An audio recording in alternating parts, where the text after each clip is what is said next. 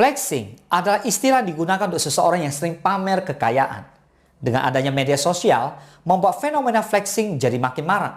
Apabila sebelumnya, pamer dianggap tabu, dilarang, dan tidak pantas. Tapi kini, jadi hal yang umum. Beberapa hal yang sering dipamerkan seperti saldo ATM, uang yang bertumpuk, pakaian mahal, jet pribadi, liburan ke luar negeri, tas mewah, mobil mewah, dan sederet barang mewah lainnya. Maka belakangan muncul istilah Sultan dan Crazy Rich. Menarik, kita kupas lebih jauh. Let's talk about it.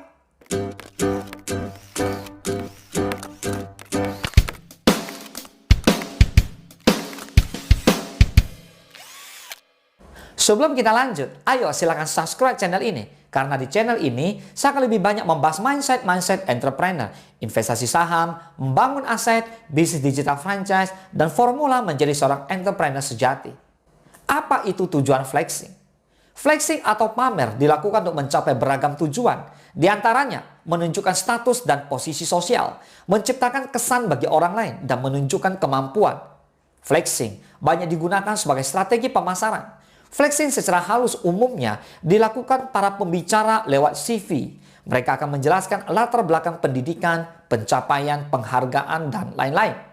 Hal itu bertujuan agar pendengar atau peserta yang hadir yakin dengan kapasitas dan kemampuan pembicara. Sebagian orang juga melakukan flexing dengan memamerkan prestasi, hasil pencapaian pekerjaan, penghargaan di media sosial mereka. Alih-alih promosi diri, malah mendapatkan kesan norak, sombong, yang akhirnya merugikan diri sendiri.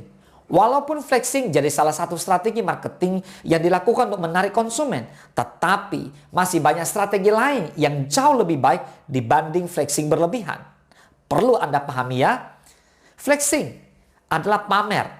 Perlu Anda tahu bahwa flexing secara sederhana bisa diartikan sebagai pamer. Dari sisi psikologis, orang pamer bisa jadi karena dua alasan. Yang pertama, pamer karena memiliki sesuatu yang ingin dibanggakan dan hanya sekedar membagikannya ke orang lain. Bisa juga karena alasan dia punya sesuatu, tapi yang dipamerkan ini bentuk insecurity. Karena merasa dirinya kurang. Jadi, merasa butuh memamerkan pencapaian itu supaya insecurity tadi tidak terlihat. Menurut saya, flexing tidak melulu soal kekayaan dan harta, tetapi juga bisa pencapaian, keberhasilan, atau bahkan relationship. Flexing masih bisa dianggap abnormal selama masih dalam batas wajar.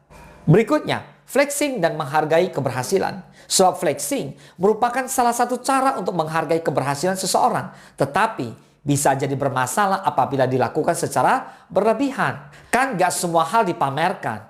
Ada batasan-batasan tertentu yang memisahkan mana flexing yang wajar dan tidak. Misalnya, habis selesai kuliah, terus bisa lulus. Terus memamerkan itu kan boleh aja.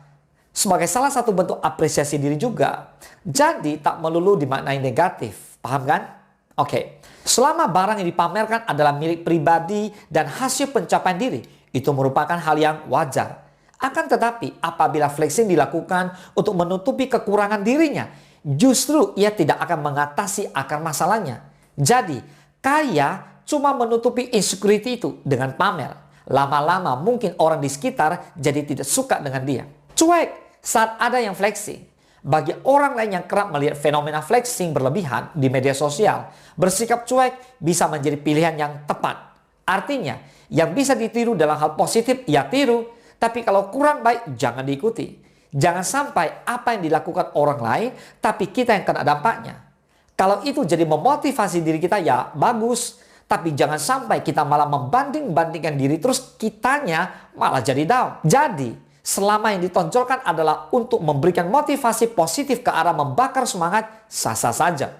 Namun sekali lagi, kita juga harus selalu mengutamakan sudut pandang perspektif kita, mau dibawa ke arah mana motivasinya. Jika kita hanya sekedar senang melihat suatu kemewahan dan rebahan, ya jangan, karena hanya akan buang waktu saja. Tapi juga harus melihat latar belakang apa impact dari seorang flexing sehingga dia bisa sampai ke tahap yang mewah. Telusuri dulu apa bisnis yang digelutinya dan income yang menjadikannya seorang yang crazy rich bergaya hedon. Telaah terlebih dahulu. Bila latar belakang bisnisnya wajar sehingga memberikannya pencapaian tinggi, why not menjadikannya sebagai inspirasi dan motivasi? Apabila dari struktur motivasinya mengajak sesuatu yang berpikir instan, maka berpikirlah 1000 kali untuk menjadikannya motivasi. Bukan tidak ingin mengikuti perkembangan zaman. Zaman memang tidak bisa ditebak. Bagaimana sumber pendapatan yang sebelumnya bisa mencapai bertahun-tahun, tapi saat ini bisa kemungkinan berkembang di luar dugaan.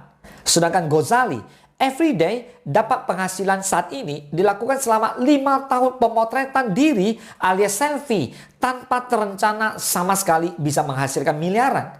Itu saja melalui proses selama 5 tahun. Jadi, ketika Anda hendak berbisnis dan menjadi seorang tokoh sebagai inspirasi, maka harus pintar-pintar dalam menilai maupun menetapkan keputusan.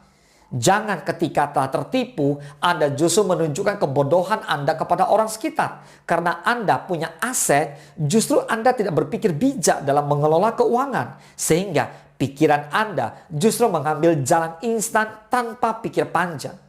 Tidak ada yang instan di dunia ini. Anda mau makan mie instan saja, harus masak dan berproses 3 menit. Logikanya simple. Semoga bermanfaat. Salam sukses. Dahsyat.